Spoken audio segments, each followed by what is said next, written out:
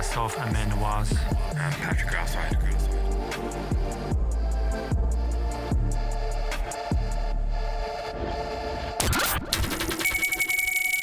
Episode 1 of Keep It Moving with myself, Amer Nawaz.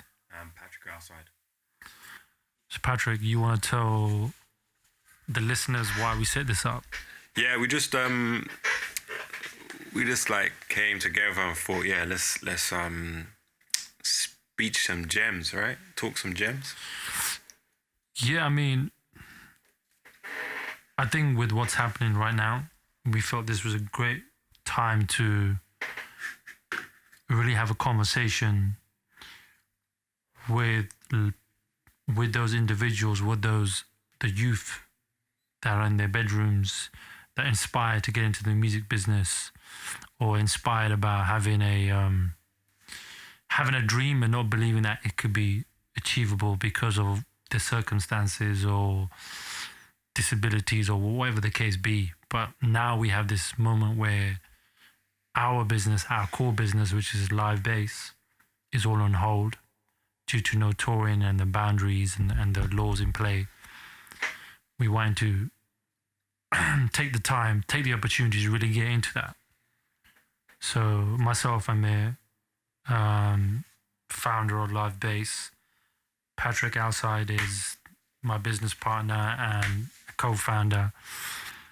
And we set up a business based from, I grew up in Bedford, a small town outside of like an hour, 2-hour drive from London, where I was raised. There wasn't any musical institution. There wasn't any place to go if you were looking to like figure out what the music business was all about. Because everything in music, in terms of record labels, institutions, management, whatever, was all based in London.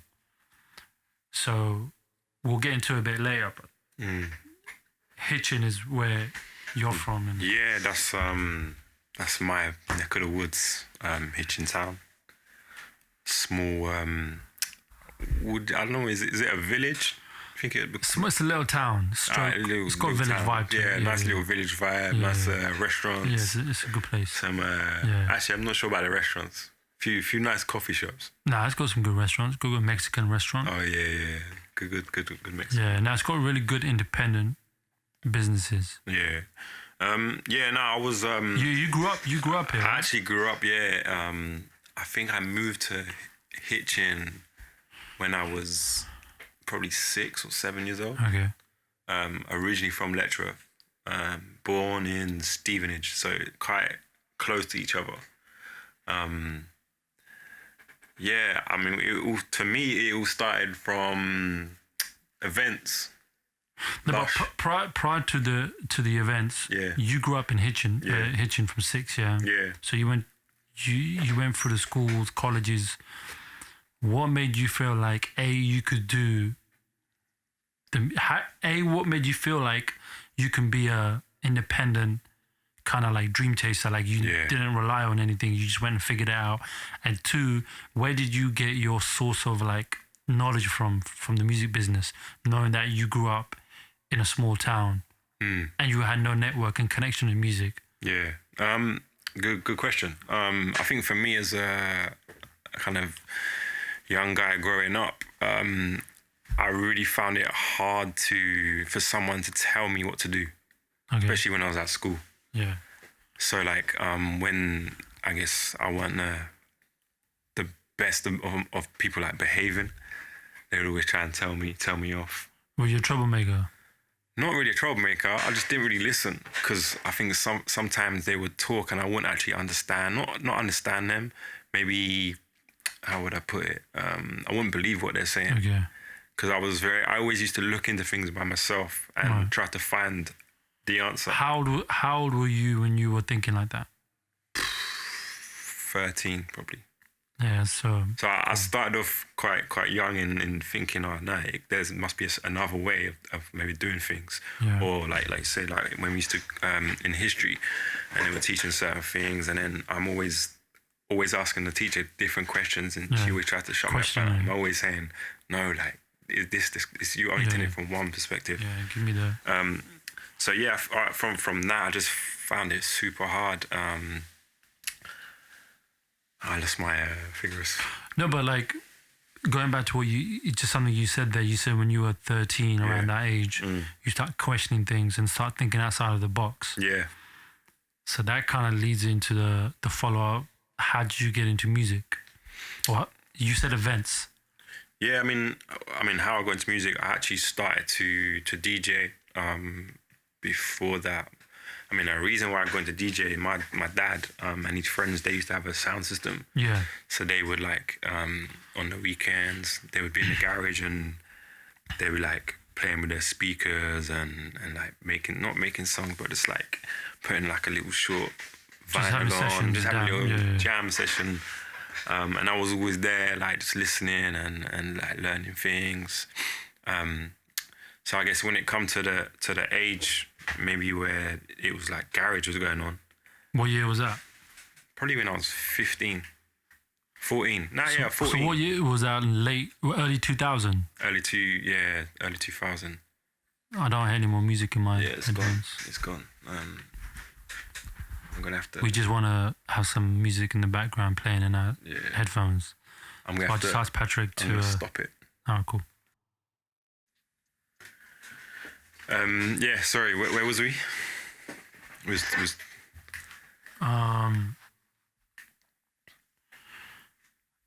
So you listened to your dad in early garage? No, you were talking about garage. Garage music was coming up. Was late 1999, early 2000? Probably going into early 2000. Yeah, you're right. But actually, is actually really funny because I was obviously brought up on reggae music.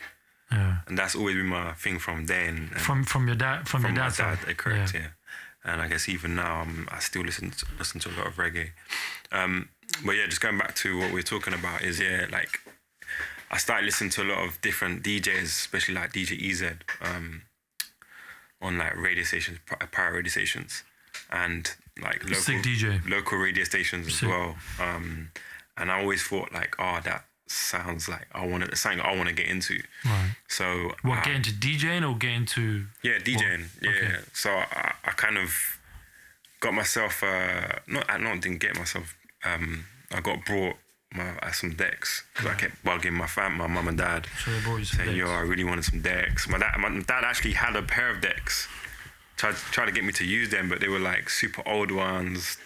And I'm like, nah, that can't run for what I wanted to do. I wanted some new, to run it properly. So yeah, I got kind of going in that. And then I actually thought I need to elevate. I need to be good at this. Good at DJing. DJing. Right. Go closer to the mic. Good at DJing. Yeah, correct. So we had a local youth club in Hitchin. And they had a lady called Lady T. I still remember her now. And she used to do DJ workshops. Shout out to Lady T, isn't it? Lady T, yeah, Lady T. Lady T. So I kind of probably was the only person that was interested in DJing because everyone was like shy. And I'm like, nah, I need to try this because I've always wanted to do this. So yeah, she got me going, like learning and whatnot, and like started to beat match and whatnot. So I got into it super quickly. And then it just, from there, it just spiraled. And I started a crew. We had a couple of MCs called Destiny Crew. Destiny Crew. Yeah. So what year was that? 2000, 2001? Yeah. I think it's good to give a timeline. Okay. So we can get to the present. Yeah, and then we can still go on. Yeah, it's cool. So you had a crew now, right? Yeah. How many were there? There was 3 of us. Actually, no, it started off as two of us. So you were under what, DJ? My DJ name was Clench. Clench. One time. Pause. Hard pause. All right, cool. And then the other members? There was another guy called Champion and another guy called Riddler. They were like MCs. Champion and Riddler? Yeah. And they're all from Hitchin? From Letchworth. Letchworth, all right. Yeah. So now you guys got a crew. Yeah. So what happens after that? You guys go on some battles or? Nah, so we just started practicing at the local youth club. So we was there like every day, like just practicing. And like I was always super nervous. I don't know why. I was just, because I always try to, again, I used to maybe overthinking because like people were watching me and I'm thinking, they must be saying I'm I think whack. every performer has that. Yeah. There's some level of anxiety. Yeah. Every performer. Just some deal with it better than others. But bearing in mind, at this time, I was only still 14 years old. Yeah. And I was actually...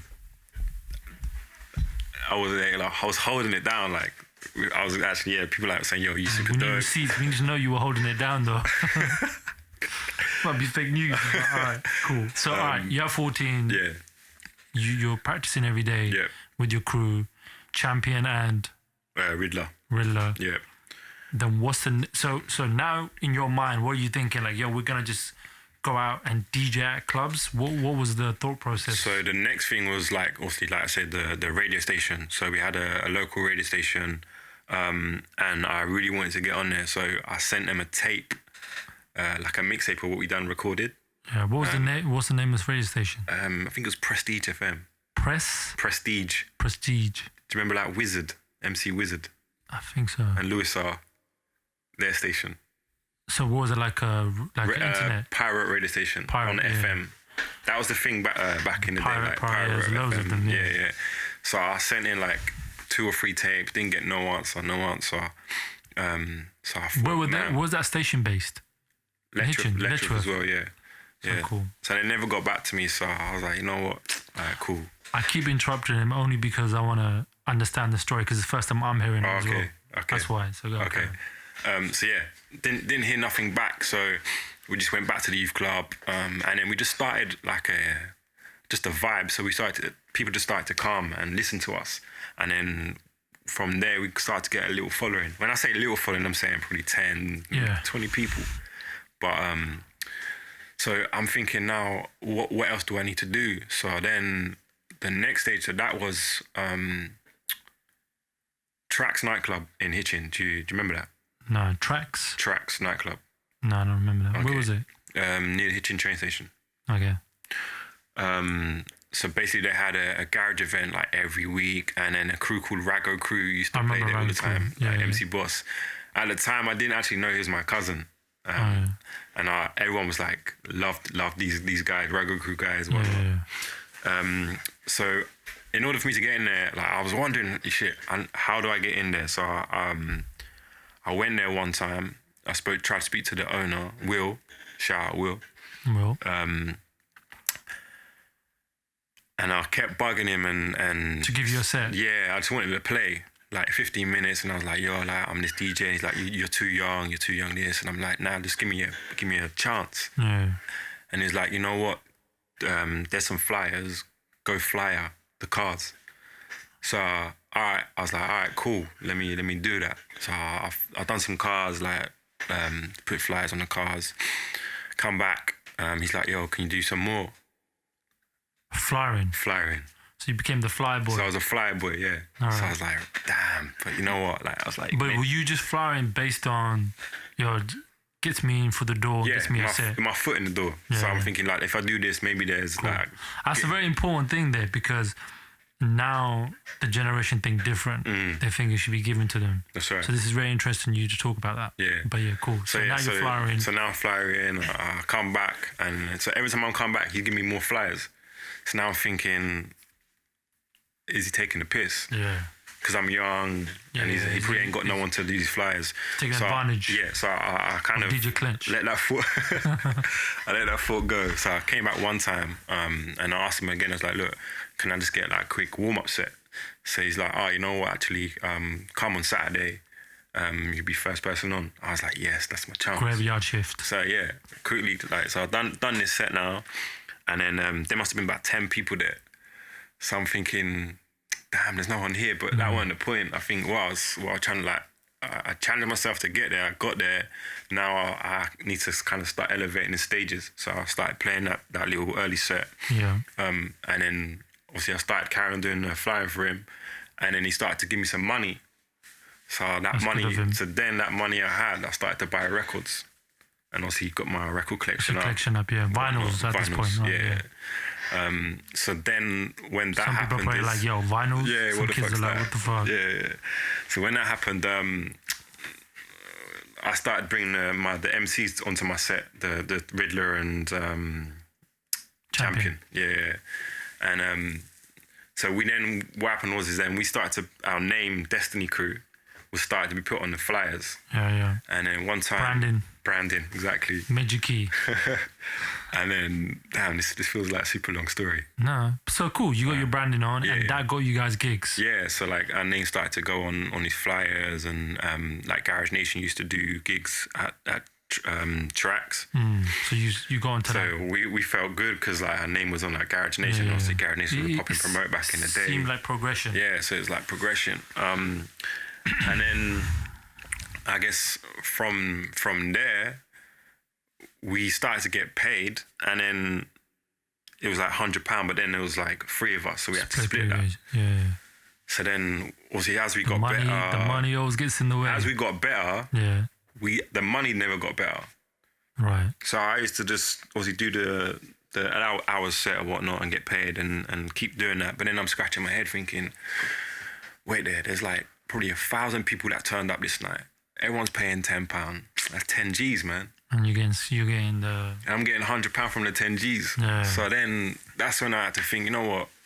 Do you feel like you were getting taken advantage of, or do you think you were, because you were on the come up, this is what you have to do? Yeah, it's definitely a come up thing. Like, and I think I understood that. But then I'm like, how do I make money from this? So that's when... From DJing? From DJing. Right, yeah. So then, I mean, I didn't stop DJing, but then I kind of started to put on my own events. So the word here is you took another direction on business. Yeah. You wanted to be in the music business. Correct. You diverted from DJ. Obviously, I was still a DJ. That was the word. I was still a DJ, but I went right and then became a promoter. So at this point, how old are you now? I would have been 15. So I was still young. I wasn't even meant to be in the club DJ. Yeah, super young. It's like 18, but I was like 15 still. So yeah, super young. Oh, cool. So DJ Clinch now turns into promoter. What was the promoter name? Promoter was called Lush. Oh yes, Lush. Yeah. I know about Lush. Yeah. Lush was making some peas. All right, so you do your first event. Where is it, and what's the outcome? First event was at Penthouse. In Hitchin? Was it Penthouse? Yeah, Hitchin. Yeah. I heard about that club. Super successful. First night. Sold out, rammed. Like, how much money did you take? We must have made about £3,000. Which was probably the most you've ever seen. Pretty much, I was pretty 16 years old, 17. Yeah, 16 years old. Picture this: 16-year-old makes £3,000 in cash. And I was still at school as well. Okay, so now what? Where does that take you? Now you make some money. So then, I guess I had a partner called Anthony. And then shout out Anthony. Yep. And then we worked together from there. We actually, from doing the events. So you partnered up with someone. Partnered up with him to help me to expand. So instead of doing one event, we tried to go to another town to do another event. Like in one night. So you just copy paste the business model and do a bunch of double up and whatnot. And is it successful? Yeah, we go into another town successful. Then we go to another town successful. So you're pretty much selling out these parties, making some cash, making good money. Yeah. And then you decide to do what with the money you were making? What were you doing with the money you were making? Were you buying cars? You were too young, but I remember seeing this guy for the first time ever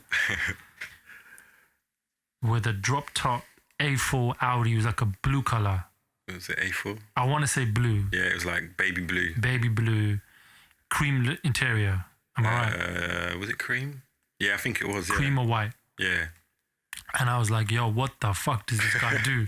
He's handing out flyers, but driving a drop top. It was beautiful. It was a beautiful car. Yeah, it's a nice car. Yeah. So how do you get to that point where you start making money, and then what do you do with the money? So yeah, obviously I bought a car.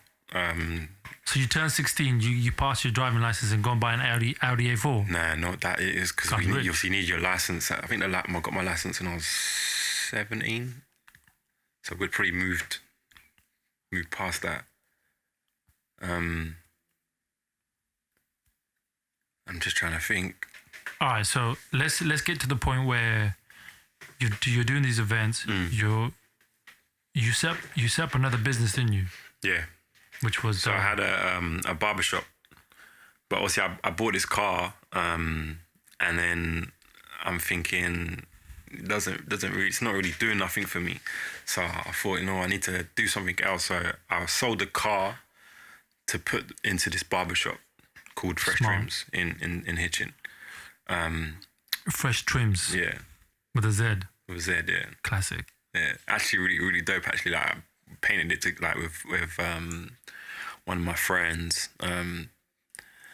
Everything we just done from scratch. Okay, I'm super proud of that. Yeah. But you're still doing the events. Yeah, still doing the events. Are you DJing still? Yeah, I'm DJing. Yeah, and I'm also working at a place called Soundbase.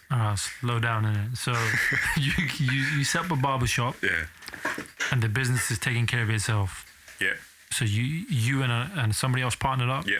Okay, cool. So that started working. You're still doing your events, and now you get a job. Yeah, You start working for who? Soundbase. What's Soundbase? Soundbase was a music education, and they done courses for children with like not bad behavior. So then they got chucked out of school. Probably didn't go to school. Could you relate to them? Not because bad behavior, is because Yeah, because then it just goes back about not listening. Like you don't want to listen to people. So I kind of understood them.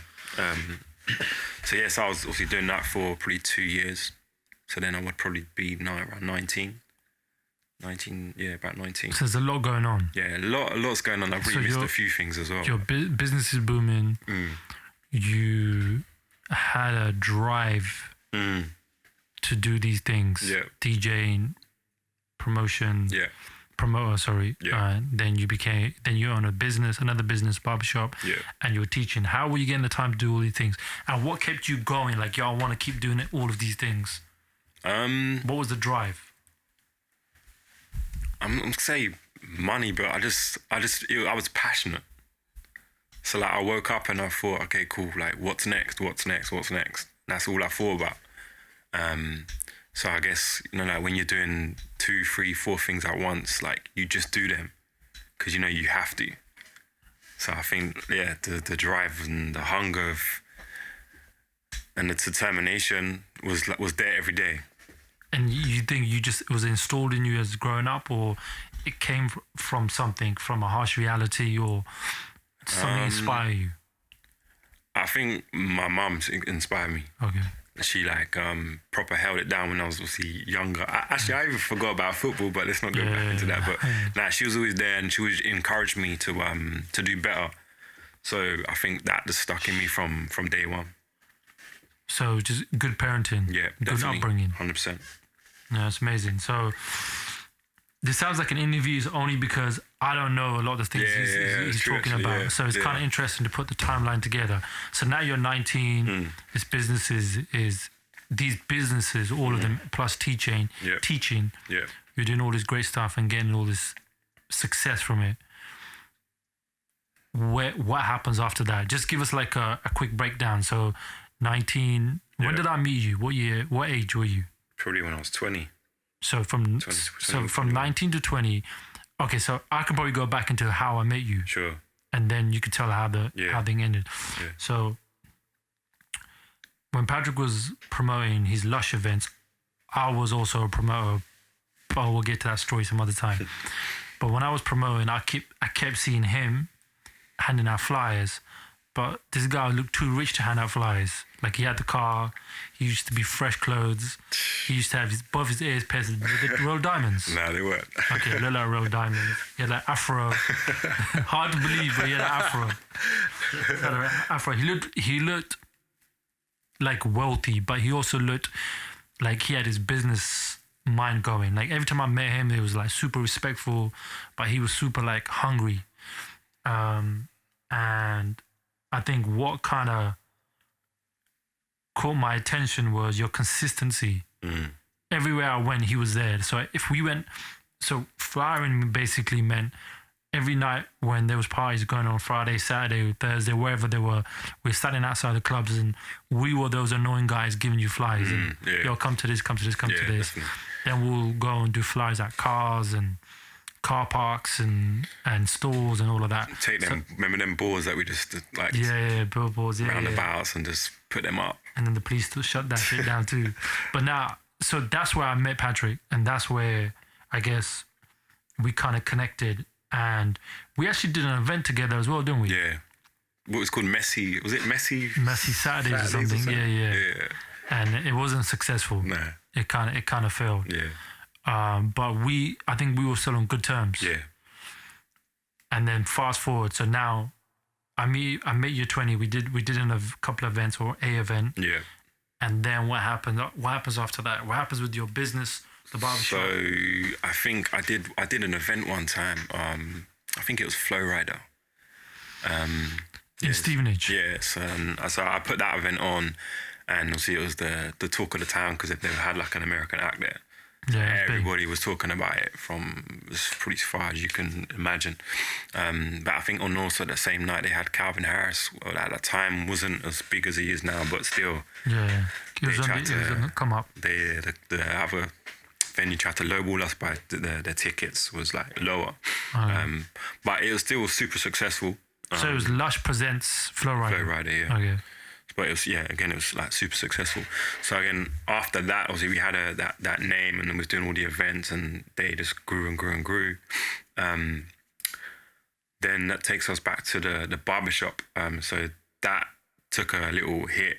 Someone got stabbed. In the barbershop? In the barbershop, yeah. But they survived, so it was all good. But it just put a bad stigma on things there. Cool. So I had to close that down. How did that feel, knowing that you want a successful business that you were proud of, that you mentioned you now had to be shut down because of something that was beyond your control? Yeah, like it took a while actually, because like you say, you put a lot of energy into something, and then to see it just to kind of go down the drain, you're thinking like, damn, that's bad, man. It's like, so do you feel disheartened? Yeah, for sure. Like probably a month I was like thinking about it because I had like so much plans for it as well to kind of develop it and go into other avenues. See, like when something successful fails, it hurts even more. 100%. Because you were winning. Yeah, exactly. And when it fails, when a situation like that happens where an incident took place that wiped out your income, and if that was your only source of income, that will put you in a position of, it'll put you in a very bad position. Yeah. So cool, you get disheartened, that business goes away. Yeah. Now you're still doing the events? Yeah. And I think like after that, I think that's when I think I hit you up on Facebook, wasn't it? No, but I think you stopped doing events when we spoke on Facebook. Was I not doing? I feel like you ended your partnership in events. Something happened. Mm-hmm. You stopped doing events, or you want as many as you. Yeah, maybe like it was like. I think Andy left on holiday. Yeah, he was traveling. Yeah, and then your other business partner decided to do something else. I don't know. Yeah, you're right. Yeah. So maybe the whole event thing. So that's two businesses. Yeah, didn't. Damn, taking two went L's. South. Okay. What about DJing? Are you still DJing? Nah, I stopped DJing then as well. So that stopped as well? Yeah. So now you're just teaching? So I was just teaching, yeah. So I had like one income. So you can imagine like going from cash that you had, buying income, what you want, then to go to just like one income. Yeah, took a little hit. So like, what's really interesting there is you had success very quick. Mm. And as a 16-year-old, you were winning. Mm-hmm. And within 4 years, because you were talking about 20, right? Yeah. That all went away. And then you had this job as teaching, and was that giving you satisfaction? Were you happy being there? I think I was just... Was it rewarding? It was in a way. Like, I think some of the kids that were there, they really respected me. So, yeah, I just thought like your time being spent there you get valuable. rewarded. Yeah, like the money wasn't great, but again, it's a lesson. Cool. So there's, you went to detail and there's a lot there to think about, but that shit's crazy. So a bit about me, I'll kind of like skip it. I'll just talk about the highlights. I was at university, 18 years old, 19. I didn't want to be there. I knew it wasn't for me. Maybe going back to what you said, you felt like there's no reason to listen to this, or this didn't have any impact. Did you ever feel like you were wasting time? Yeah, I felt like I shouldn't be here, but I also didn't know where I wanted to be. Okay. So I would take this train journey. I would commute to university, which was a ball ache because it was like a 2-hour train. Yeah. I'd take 2 or 3 trains to get back home. And on the train journey, I would listen to Jay-Z, Biggie, Tupac. That's all I listened to pretty much those days. And this is what, 2000? Yeah. Yeah, this year, 2000. Okay. I was listening to those guys. And basically what inspired the thought of me going into the music business or into any business which is not your traditional business was like what Jay-Z was talking about, what Tupac was talking about. And it just made me realize that they were talking about, we struggle, we were drug dealers and we became multi-million-dollar businesses. And I'm like, we don't have that struggle. We don't live in in tough neighborhoods trying to get by. We're not gangsters. We're not part of that life. But what I did realize is that if they can do it in those harsh circumstances, and they were like going through some tough times, why can't we do something? We're kind of privileged, even though we both grew up in a middle class working family, right? Yeah. Like my mom did what my dad did. So I was like, that's it. I'm going to go into the music business. I'm going to set up a record label. I'm going to sign artists. And then I'm going to be the biggest producer stroke record label exec. And I'm going to be a multimillionaire. So that was your vision, right? That was what I was dreaming. That was a kind of like I was thinking about. Yeah. But I was like, to get a record label, you need money. Sure. So I kind of used my student loan money, which I don't advise people to do. But I did that. I also worked at McDonald's when I was 16 to like 18. And I kind of used that stash too.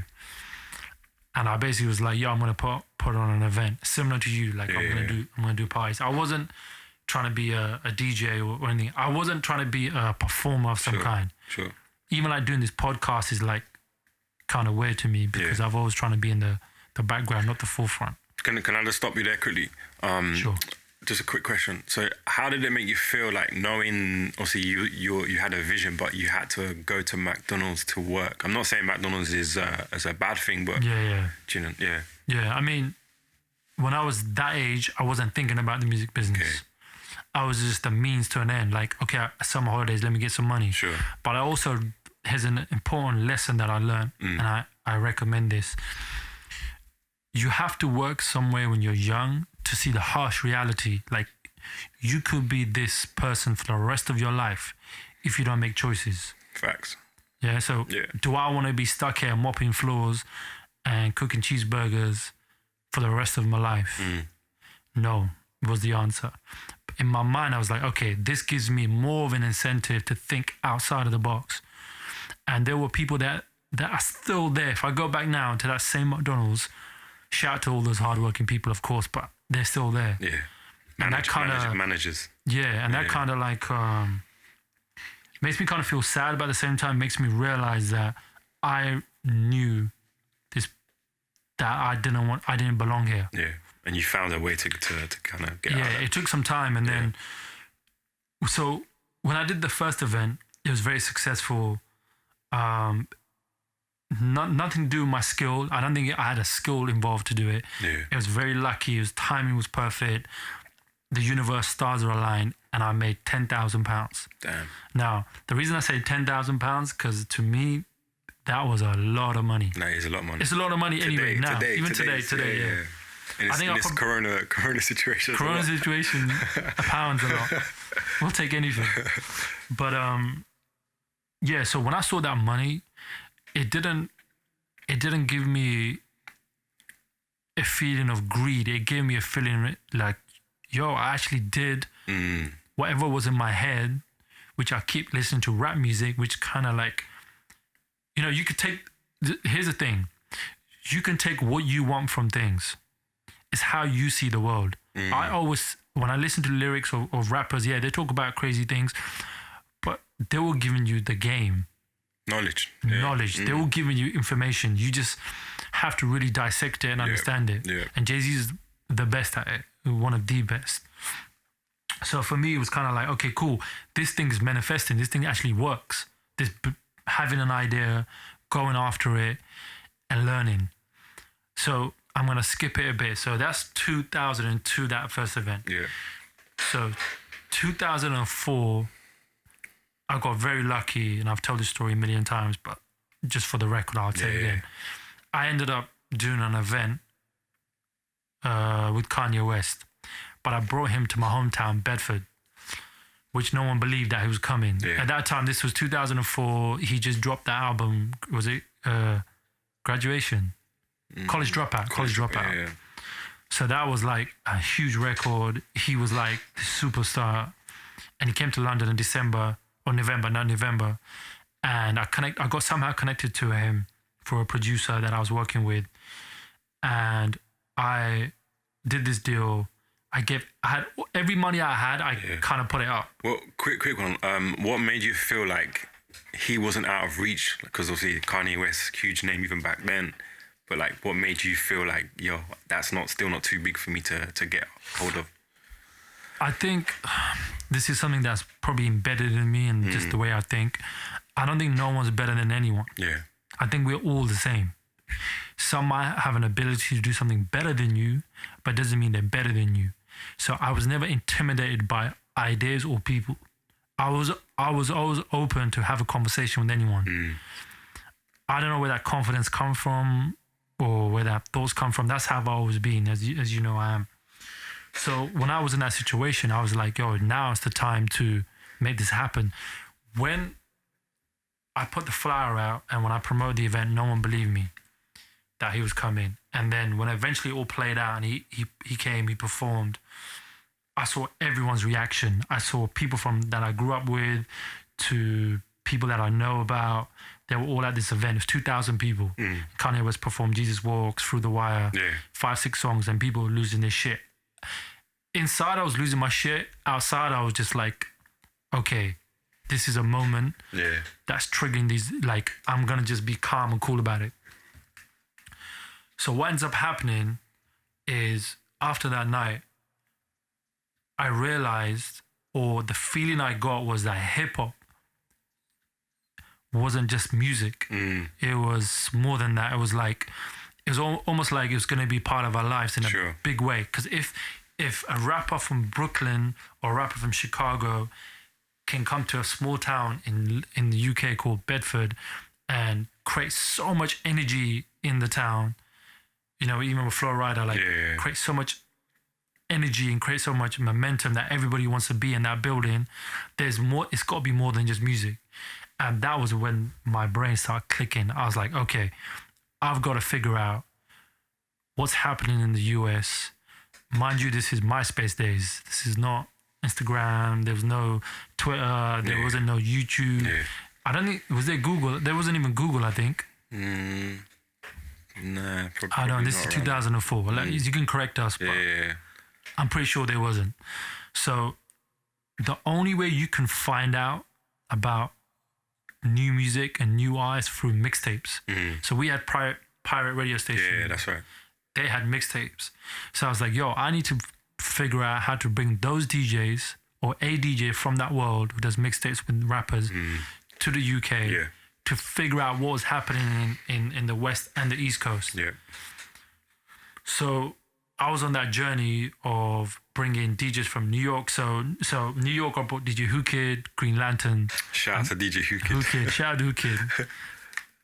Really good dude, crazy dude. He So Who Kid was like, at that time, G Unit was the hottest thing. Yeah. Paddock had a G Unit vest. I tell you guys, he had it. He used to go to the gym with it. So G Unit 50 Cent was the hottest thing. And I was like, yo, let's start with here. Let's start here. Because every rapper was probably giving the mixtape to Who Kid. Yeah. Who Kid, when he came over the first time, he was playing all these records that I never heard. So I keep pestering him, yo, who's this, who's that? And he was just like, yo, get the fuck away from me. Like, I want to meet girls. I want to DJ. Like, and I was like, nah, like, I want to study. I want to know what's going on. Yeah. So what I realized that not everybody's going to appreciate me asking questions. So what I started doing was I just started listening and start adapting to what was going on. So after Who Cared, there was another DJ, and then Clinton Sparks from Boston, who I think moved to, he was based in Boston. Him and his manager at that time, Dowda Lennon, shout out to Dowda, who was still a very good friend, a brother of mine, and a very important key figure to his whole story. But anyway, so Clinton came, and Clinton was definitely open to conversations. He was like talking to me, yo, there's this rapper, his name's Jadakiss, and he's doing this, or there's a new rapper coming up. Well, and Fabulous at that time was popping. All these guys were popping. Yeah. I shouldn't call Jadakiss a new rapper. I'm just saying at that time, it felt like I was being put onto so much new music, and he had freestyles that he would play, and I was like, oh shit, who's that? But then I would start setting up their radio interviews. So I would contact BBC Radio and book an interview with Tim Westwood. So I put on a show, I'll book them for a DJ event, could be in London, Scotland, wherever, and then I'll go to BBC and go, yo, do you guys want Clinton Sparks on your show? And they'll be like, yeah, sure. So you had different hats that you had to play, different roles you had to play? I was just like, yo, by any means necessary, I need to understand. You just had to get it done and whatnot, I had to learn the business. Learning the business is the only way you're going to do it is by not putting yourself in a box, not thinking, I'm only this and this is the way I'm going to operate. And this is what kind of like fucks me off about people when they get to their like high horse and think this is who they are and this is how they're going to operate. 100%. So I was like, yo, fuck this. Let me figure out all. I'll be a tour manager. I'll be a booking agent. I'll be an assistant. I'll be a publicist. I'll be the driver. I carry the vinyls, which were heavy as fuck back then. I'd book their flights, whatever. I'll be their assistant, whatever it took. Basically, that's what I was doing. So while I was doing that, I started getting the knowledge and the information. And then I ended up connecting with Lloyd, the R&B singer from Atlanta, who had a massive record, You and all this stuff. And he's a great artist and a great guy, and the whole team. Shout out to Nooney and Donald, great people. That kind of I learned the business from a bit from those guys, from Dowda and from those guys.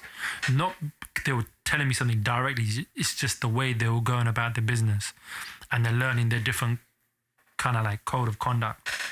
You know, like when you're doing this and obviously you're running around and whatnot, and how do you think the like the Noonies and the Donalds and the Dowdas, how do you think they saw you? I think they saw me as an asset. I feel like if somebody's willing to go above and beyond and even if shit doesn't work out, you're going to value that person. Yeah. And my whole thing was I want to create value with everybody I can. Not on some fake shit, on some real shit. Like, yo, I'm going to work hard to show you I can serve a purpose for your business. Yeah. In return, hopefully you're going to give me the same love back eventually. Yeah. A matter of fact, you working with me was that feeling I had. It was like, yo, we're working together on this. Yeah. So I think around about that time, you reached out to me. Around Lloyd time. I did Neo at that time as well. And then I slowly started doing American acts, but I was doing them in different towns. Yeah. So when you reached out to me, which was year 2010, I want to say. Do you think that's right? I think I was like 24, 25. So what did you say, 2009 or 10? Probably 2009, yeah. All right. So let's say late 2009, P reached out to me on Facebook on some like, yo, hook a brother up. That was his way of saying, let's talk business. I was on some street thing, innit? He was on some street vibe. DJ Clinch was trying to boss up, so he was like, yo, hook a brother up. And I was like, hook a brother up? Like, he posted all the Facebook events I was doing. And I was like, yo, let's meet. Yeah. And because I really like remember the time, the way you were working, how hard you were working, and not even knowing that you had all these businesses. I knew after, of course, but like you had 3-4 businesses, you were teaching. That was like super like, I was super like blown away. And I was also thinking, yo, how do I find someone in not my town, but like in my region that has the same kind of thought process and is a fucking go hard mentality kind of person. Go-getter, innit? Yeah. So we met up in this Indian restaurant, which was an amazing restaurant. Shout out to Answer. Yeah, that food was incredible. Nice, yeah. And I basically said to Patrick, yo, I'm doing this business called Live Base. And this business means we're going to create an agency that's going to bring over talent from the US to Europe. I know this can be a global business. It's going to take time. It's going to take a lot of work. And it's not going to be rewarding at the beginning. But if you ride out with me, I promise you within 2 years you'll be... Did I say 2 years or year? No, I think it was 2 years, yeah. I said within 2 years, you're gonna be in a better place. And it's gonna be rewarding. Yeah. Now, a lot of people, when you say 2 years, they're gonna be like, yo, you know what? Peace out. Like, I'm good. Like, I'm gonna stick to what I'm doing. Yeah. Because unfortunately, a lot of people are short-minded. Yeah. And I guess when you think about just tomorrow, you're always going to be stuck in that circulation of tomorrow, which means you're not going to look 3-6 months, a year ahead, which is always going to hold you back, or you're always going to be a prisoner to the next 24, 48 hours That's of the right. first week. You're not thinking the bigger picture. The bigger picture. Yeah. So the picture, and Patrick, what do you say? You said something to me. I remember vaguely, but you said something about like, yo, you're down. You're gonna trust what I'm saying. That's what you said. Yeah. You didn't trust me. I didn't trust you. You did or didn't trust me at that point? Because you said, I'm gonna trust what you're saying because you've been burnt before or something happened. Yeah, no, because I think because I didn't really know you properly then. So yeah, no, and then obviously we had that conversation then, and when we spoke up and stuff, and I did believe in the vision as well. Did I explain it right to you at that point? Did I sell it well? Yeah, no, I think you did. Yeah, definitely. And I think at that time as well is like it was a funny one because I just got a house, around there I got a house. So it's like I needed to make sure that financially I'm still secure, making X amount to hold up the house or whatnot. So you were still teaching at that point as well, right? Yeah. So I said to Patrick, yo, look, it's not going to be rewarding, but it's 2 things I promise you. 1, I will make sure you're good on money before me. Yeah. And 2, in 2 years, your financial situation will change. Yeah. If we stick to the plan. Yeah. So to Patrick's credit, he believed in what I was saying and he was like, yo, I'm sold. Let's get it. And we start working together. 12 months later, I think a year, maybe a year into it, because that's where we start working. You did Travis when you went out with B.O.B. Oh yeah. Okay, so just to break down our business, a Live Base was a service to bring talent over to create extra revenue stream while they're touring. So club performances, appearances, hostings. That's what it originally came from. The whole concept of the business was. So we were working with B.O.B., Travis McCoy, Bruno Mars, like those guys at the beginning, right? These are early stages. So we will go on the road, book the event, go on the road, help with logistics, and make sure everything was straight. Everything was straight for the artist, because we knew that service is the most important thing. We're all in the business of service. Yeah, I think also we couldn't afford to let the artists go to somewhere and us not knowing like that, they go there, this is not there, and it comes back onto us. So we cared about our reputation. Yeah. I think that was important. So we cared about our reputation. We didn't want to let no one down, and we wanted to deliver a service. So while we're doing this, we're learning so going back a little. Patrick's had the knowledge and the information from promoting events, so you understood Yeah. about how an event gets put together. I had the knowledge and understanding of doing tourings and bookings and logistics, because I was booking these DJs and some artists. So then when we got together, it was kind of like, okay, we're both going to do this and we're going to build the business. Yeah. So I think, I want to say within a year or less than a year, we got into the business with the OVO boys, Drake. Yeah. Shout out to Dowda. So Dowda linked me with Future the Prince, who at that time was a DJ. Yeah. And me and Future really spoke about basically booking him as a DJ more than anything. Yeah. That was the conversation. That was the main thing first, wasn't it? Yeah. Yeah. So shout out to Future the Prince. So here's a very valuable lesson that I think I learned here, and I think I can kind of give. Yeah, I think other people can kind of take note as well. Is if you do good and your service is good and people believe in what you do, they're always going to tell other people about it. Yeah, it'll come 360. Good news will travel fast. Bad news travels even faster, but good news does travel. And Dowda believed and was satisfied by all the business that I was doing, which at that point in time wasn't financially rewarding, and that wasn't the goal, but it was rewarding in the respect that I was learning so much. And having conversations with Dowda, having conversations with Clinton Sparks was very knowledgeable. And thanks to them guys, like they kind of like, well, Dowda, he put the word in, Future me got on a call. We had a short call. They came over to London and he was like, yo, like Drake wants to do a party, boom, boom, could you do it? I'm like, of course. At that moment, this was Drake's first album in. Yeah. Was this when he was touring with J. Cole as well? No, that was after. Okay. First album in, we did the party in a club called Mirror, which is off Oxford Street. I think it's Scandal now. Scandal, yeah. Yeah. Or Scandal. Yeah, it was Scandal. So I went to the club and I said, hey, I have Drake. And Drake wants to do a party. They were like, cool. Like, we're figuring out the business.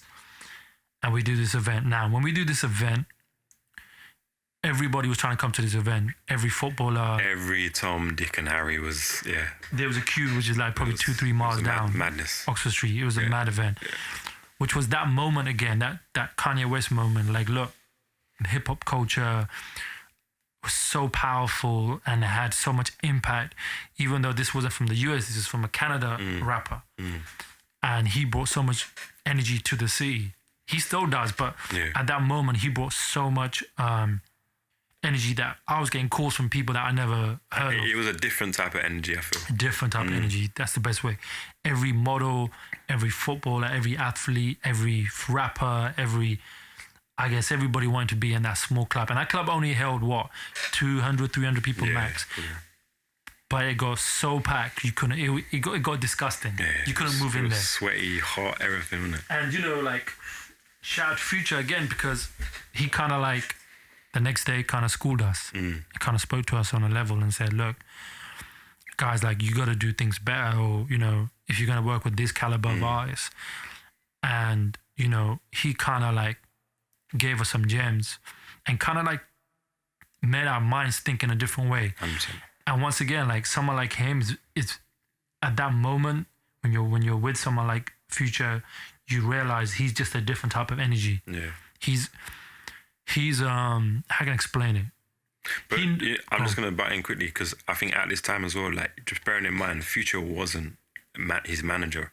No. He was just his DJ at that time. Which was the most powerful thing, because not only was he just DJing, but the way he was thinking. Yeah. He was always thinking like he was thinking 10 steps ahead. 100%, yeah. And myself, and I'm sure you, Patrick, as well, we give him props because we learned a lot being around him and watching how the language, watching how he moved around. And, I felt like that was the time to go. That was our time to be like, yo, right now, we've got to a place now where we've put on this event with the hottest artist in the planet, and now we can take this business further To the next level. But the only way we can do that is organization, getting organized, having a team, and really going after every artist we could, and offering them the service. And I think also as well, like the whole branding thing as well is something that we started to like focus on as well. I think that we should leave for another the brand, the whole brand, because we can get into that. So the story basically, we'll stop it there. I don't know how long we've been on this. A little long. How long? Probably done an hour, maybe two. Probably about an hour. Okay, cool. We'll kind of come to a close. So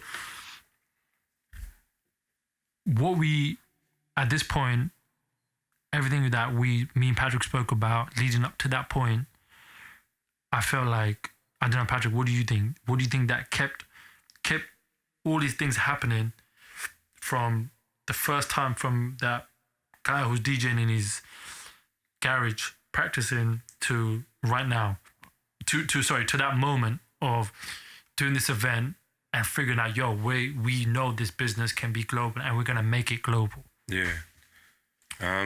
What do you feel like kept you going and got you to this result? Because you believed in my words. Yeah. You carried on doing your thing. You had all these obstacles that come your way. Yeah. But what kept you in it, and what kept you motivated to do this all the way to this point? I mean, I'll keep it super short. I think it's the results. Like, you put in all the hard work. You keep going.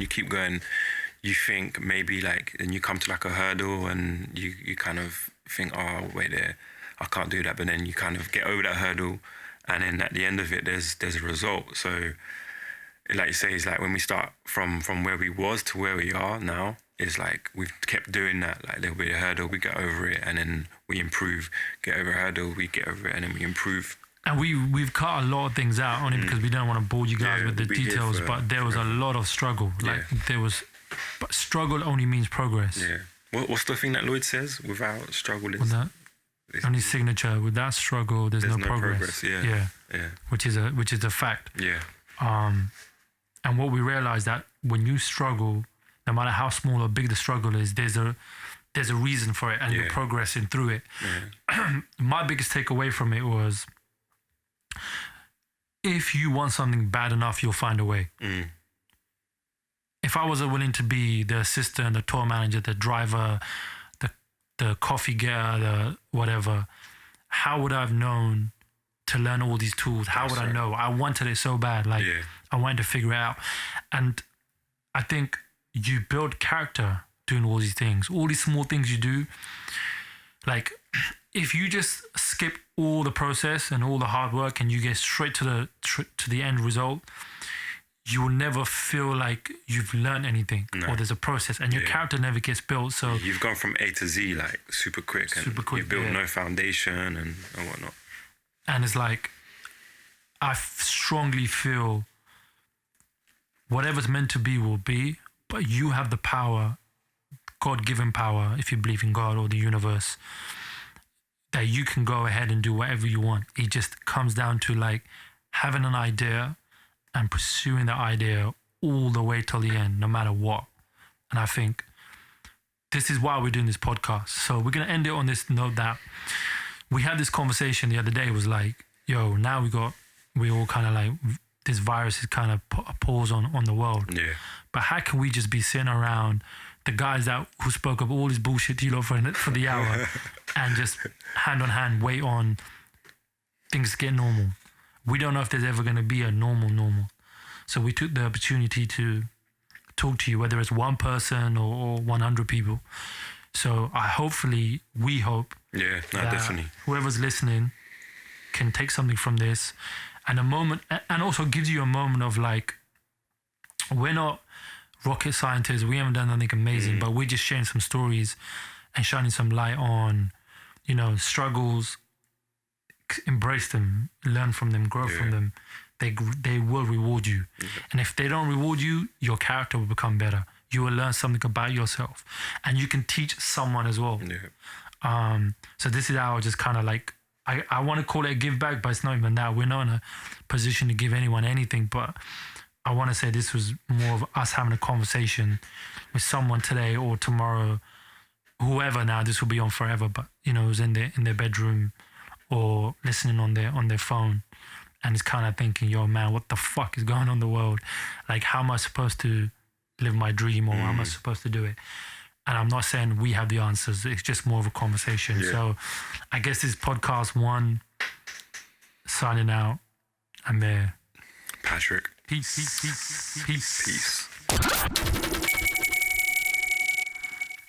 So feel free to ask us any questions, any comments. Hit up the DMs. Head up the DMs at Live Base.